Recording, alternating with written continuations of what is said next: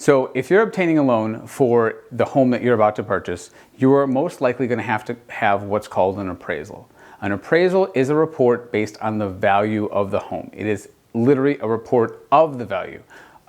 Sometimes it's right at the contract price, sometimes it's above, and sometimes it's below.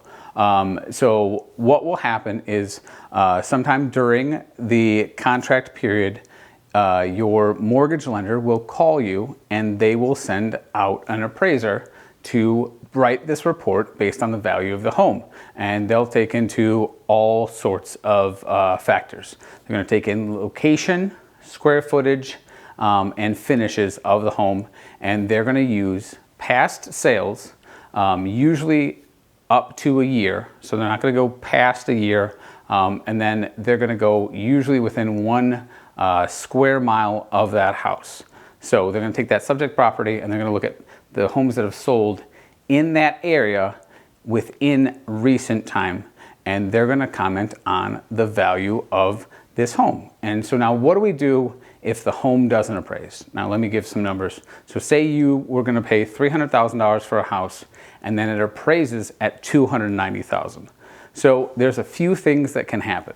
In most cases, with the rare exception of recent times, the seller usually comes down in price. So they'll adjust their sales price from $300,000 to $290,000. Some other options is that you, the buyer, comes up with the difference in cash. So you get a loan for $290,000 and then you bring an additional $10,000 in cash to close that gap, that $10,000 gap.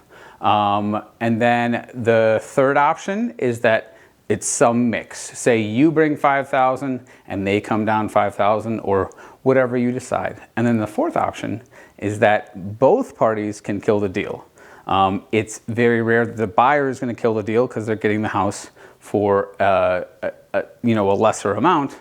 But it does happen that the seller decides, hey, I'm not selling for a penny less than $300,000. And we're going to kill the deal. So those are the four options that can happen if the home does not appraise. Usually what we're still seeing is that the seller will come down in price and then you can move forward with the closing. But appraisals are a necessary evil. I do want to comment that a lot of times whatever loan type you are having has specific requirements. Now we're talking mostly about VA and FHA. And a lot of people treat this like an extra inspection, and I really want to avoid that. Don't count on the appraiser catching these issues in the house and that being your fail-safe. That's what the inspection is for.